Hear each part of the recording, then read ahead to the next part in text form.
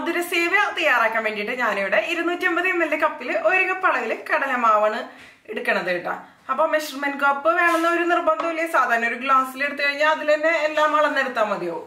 പിന്നെ ഇതിലേക്ക് നമുക്ക് ആവശ്യം 1/2 കപ്പ് അളവില് വറുത്ത അരിപ്പൊടിയാണ്. ഇതിപ്പോ അപ്പം ഇടിയപ്പം അതിനൊക്കെ വേണ്ടിയിട്ട് ഉപയോഗിക്കണം തരികളില്ലാത്ത അരിപ്പൊടിയാണ്. പുട്ടിന്റെ പൊടി ഉപയോഗിക്കേണ്ട, ബാക്കി ഇത് ടൈപ്പ് അരിപ്പൊടി വേണമെങ്കിൽ നിങ്ങൾക്ക് ഇതിന് ഉപയോഗിക്കാം കേട്ടോ. ഇതിലേക്ക് ആവശ്യത്തിന് ഉപ്പിട്ട് കൊടുക്കാം. ഇനി ഇതിലേക്ക് ഞാൻ 1 ടേബിൾ സ്പൂൺ അളവില് എണ്ണയാണ് ഒഴിച്ചു കൊടുക്കുന്നത് കേട്ടോ. അതിപ്പോ എന്തെണ്ണയാലും കുഴപ്പമില്ല, എന്തെണ്ണയിലാണോ നമ്മൾ വറുത്തെടുക്കുന്നത് ആ ഒരു എണ്ണ തന്നെ ഇതിന് വേണ്ടിയിട്ട് ഉപയോഗിക്കാം. അപ്പൊ വെളിച്ചെണ്ണയോ വെജിറ്റബിൾ ഓയിലോ ഏതായാലും കുഴപ്പമൊന്നുമില്ല കേട്ടോ. ഇനി നന്നായിട്ടൊന്ന് മിക്സ് ചെയ്ത് കൊടുക്കുക, എല്ലാം കൂടി ഒന്ന് യോജിച്ച് വരട്ടെ.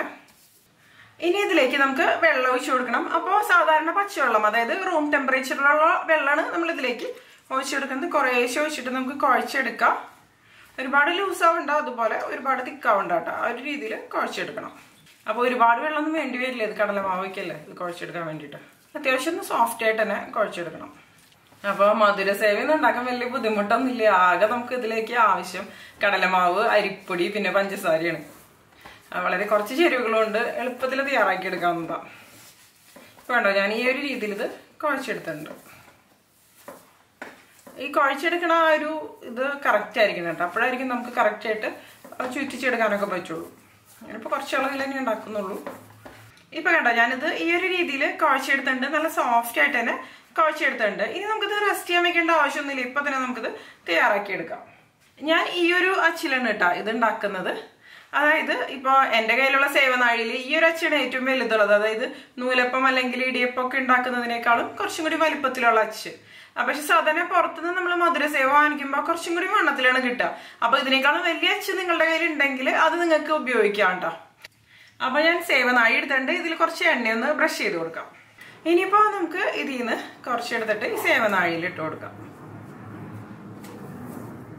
ഇപ്പൊ ഒരുപാട് ക്വാണ്ടിറ്റി ഒന്നുമില്ല, ഒരു പ്രാവശ്യം ഇടാനുള്ളത് തന്നെയുള്ളൂ. അതിനുശേഷം ഈ ഒരു സേവനാഴി അടച്ചിട്ട് നമുക്ക് ചുറ്റിച്ചു കൊടുക്കാം. അപ്പോൾ എണ്ണയിലേക്ക് ഇടുന്നതിന് മുമ്പ് ഒന്ന് ജസ്റ്റ് ചുറ്റിച്ച് നോക്കുക കേട്ടോ, കറക്റ്റായിട്ട് വരുന്നുണ്ടോ, അതായത് പൊട്ടിപ്പോകാതെ കറക്റ്റായിട്ട് വരുന്നുണ്ടോ നോക്കുക. അല്ലാന്നുണ്ടെങ്കിൽ പൊട്ടിപ്പോകുന്നുണ്ടെങ്കിൽ വെള്ളം കുറവാണെന്നാണ് അതിന്റെ അർത്ഥം ഉണ്ടാ. അല്ലെങ്കിൽ പെട്ടെന്ന് പൊട്ടി പോകുന്നുണ്ടെങ്കിൽ വെള്ളം കൂടുതലാണെന്നാണ് അർത്ഥം. അപ്പൊ അതിനനുസരിച്ച് ഇപ്പൊ വെള്ളം കൂടുതലാണെങ്കിൽ കുറച്ച് പൊടി, ഇപ്പൊ കടലമാവിന്റെ പകുതി അരിപ്പൊടി എന്നുള്ളൊരു ആ ഒരു പ്രൊപ്പോർഷനിൽ എടുത്തിട്ട് മിക്സ് ചെയ്താൽ മതിയാവും. വെള്ളം കുറവാണെന്നുണ്ടെങ്കിലും അതിനനുസരിച്ച് വെള്ളം കുറച്ച് തെളിച്ചു കൊടുത്തിട്ട് ഒന്ന് കുഴച്ചെടുത്താൽ മതിയാവും. ഞാൻ അതൊന്ന് ഇതുപോലെ ചുറ്റിച്ച് നോക്കട്ടെ. കണ്ടോ, നല്ല പെർഫെക്റ്റ് ആയിട്ട് നമുക്കിത് ചുറ്റിച്ചെടുക്കാൻ പറ്റുന്നുണ്ട്. കണ്ടില്ലേ, അടിപൊളിയായിട്ട് വന്നിട്ടുണ്ട്. അപ്പൊ ഇനി നമുക്കിത് എണ്ണയിൽ ചുറ്റിച്ചെടുക്കാവുന്നത് എങ്ങനെയാന്ന് നോക്കാം. ഞാനിത് വറുത്തെടുക്കാൻ വേണ്ടിയിട്ട് ഒരു പാൻ എടുത്തിട്ടുണ്ട്. ഇതിലേക്ക് നമുക്ക് വറുക്കാൻ ആവശ്യത്തിന് എണ്ണ ഒഴിച്ചു കൊടുക്കാം. എണ്ണ ഒന്ന് ചൂടായിട്ട് വരട്ടെ, പക്ഷെ ഓവറായിട്ട് എണ്ണ ചൂടാവാൻ പാടില്ല കേട്ടോ. ഒരു മീഡിയം ചൂട് മതിയാവും ഇത് വറുത്തെടുക്കാൻ വേണ്ടിയിട്ട്. അല്ലാന്നുണ്ടെങ്കിൽ ഇത് പെട്ടെന്നൊരു ബ്രൗൺ ഷെയ്ഡിലേക്ക് മാറും. ഇപ്പൊ കണ്ടോ, എണ്ണ ആവശ്യത്തിന് തന്നെ ഒന്ന് ചൂടായിട്ട് വന്നിട്ടുണ്ട്. ഇനി നമുക്ക് ഇതിലേക്ക് ചുറ്റിച്ചിട്ട് കൊടുക്കാം കേട്ടോ. അപ്പൊ ഒരുപാട് തിക്കായിട്ട് ഇട്ട് കൊടുക്കേണ്ട, കുറേശ്ശെ ഇട്ടിട്ട് ഫ്രൈ ചെയ്തെടുക്കുന്നതായിരിക്കും നല്ലത്. അതായത് കട്ടി കൂടുതൽ വേണ്ട. ഇപ്പൊ വൈഡായിട്ടുള്ള പാൻ ആണെന്നുണ്ടെങ്കിൽ എല്ലാം അവിടെ ഇട്ട് കൊടുക്കാം, അങ്ങനെ കേട്ടോ. അപ്പൊ ഞാനിനിപ്പോ ഇതൊന്ന് ഇതുപോലെ ഒന്ന് ചുറ്റിച്ചിട്ട് കൊടുക്കട്ടെ. ഒന്ന് കട്ട് ചെയ്ത് കൊടുക്കാം. ഇനിയിപ്പോ അതൊരു മീഡിയം ഫ്ലെയിമിൽ വെച്ചിട്ട് തന്നെ നമുക്കിതൊന്ന് നന്നായിട്ട് വറുത്തെടുക്കാം. ഓവറായിട്ട് കളർ മാറണ്ട, പക്ഷെ നന്നായിട്ട് ഫ്രൈ ആയിട്ട് വരണം.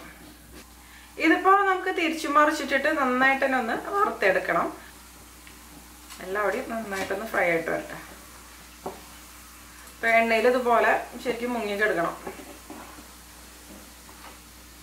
ഒരു ഭാഗം ഒന്ന് ഫ്രൈ ആയിട്ട് വരുമ്പോ ഞാനിതൊന്ന് തിരിച്ചിട്ട് കൊടുക്കണം. ഇതിപ്പോ കണ്ടോ, നല്ല ക്രിസ്പി ആയിട്ട് വന്നിട്ടുണ്ട്. നമുക്കിത് കോരി മാറ്റാം. ഞാനിതിപ്പോ ഒരു സ്ട്രെയിനറിലേക്ക് ഇട്ട് കൊടുക്കാണ്. എല്ലാം മാറ്റിയെടുക്കാം. ഇനിയിപ്പോ ബാക്കിയെല്ലാം ഞാൻ ഈ ഒരു രീതിയിൽ തന്നെ ഒന്ന് വറുത്തെടുക്കട്ടെ. എത്രയും മതി നമുക്ക് കട്ട് ചെയ്ത് കൊടുക്കാം. അപ്പൊ ഇനിയിപ്പോ എല്ലാം വറുത്തെടുത്തതിന് ശേഷം കാണിക്കട്ടെ. ഞാൻ ഇപ്പൊ കണ്ടോ, ഞാൻ ഈ ഒരു രീതിയിൽ എല്ലാം വറുത്തെടുത്തിട്ടുണ്ട്. ഇനി നമുക്കിത് അതായത് പൊട്ടിച്ചെടുക്കണം. മധുരസേവ എന്ന് പറയുമ്പോൾ ഇതുപോലെ കുറച്ച് വലുതായിട്ടാണല്ലോ ഉണ്ടാവുക. അപ്പോൾ ഇതുപോലെയുള്ള പീസസ് ആക്കി നമുക്കിത് പൊട്ടിച്ചെടുക്കാം. കണ്ടില്ലേ, ഇത് നല്ല ക്രിസ്പി തന്നെയാ. അപ്പോൾ എല്ലാം ഞാൻ ഒന്ന് പൊട്ടിച്ചെടുക്കട്ടെ.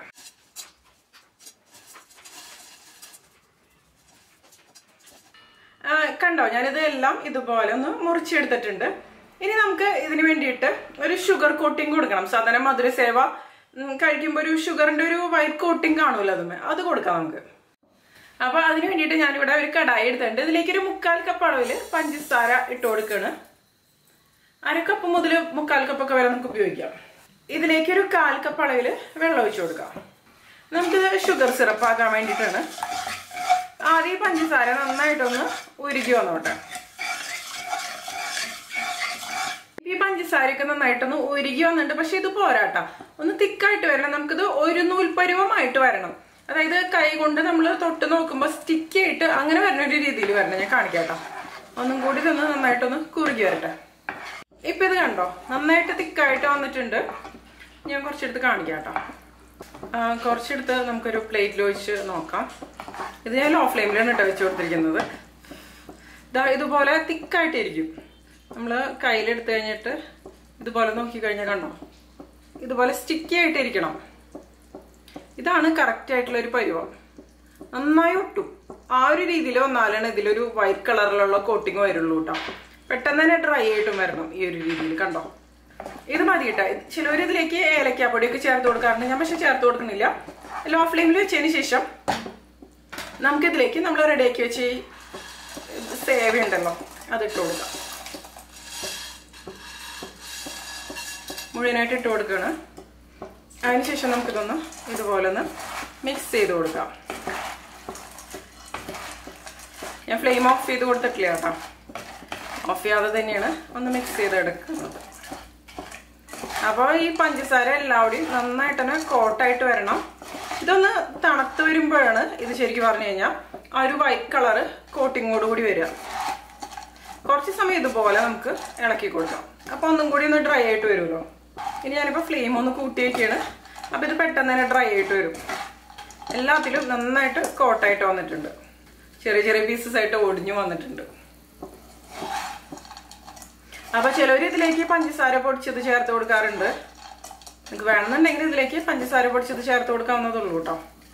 കണ്ടോ ഇത് വിട്ട് വിട്ട് വരും പഞ്ചസാര. അതായത് ഈ ഷുഗർ സിറപ്പിന്റെ കൺസിസ്റ്റൻസി കറക്റ്റ് ആണെങ്കിൽ കണ്ടോ ആ പഞ്ചസാര പെട്ടെന്ന് തന്നെ ഡ്രൈ ആയി തുടങ്ങി. ഒരു വൈറ്റ് കോട്ടിങ് വന്നു തുടങ്ങിയതിന്.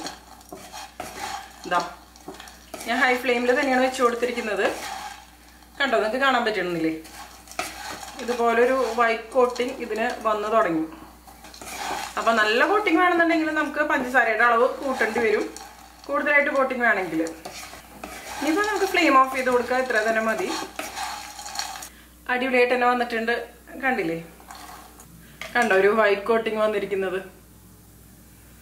അപ്പോൾ കൂടുതൽ പഞ്ചസാര നമ്മൾ ചേർത്ത് കൊടുക്കും തോറും ഈ കോട്ടിങ്ങിന്റെ ഒരു വലിപ്പം അത് കൂടി വരും.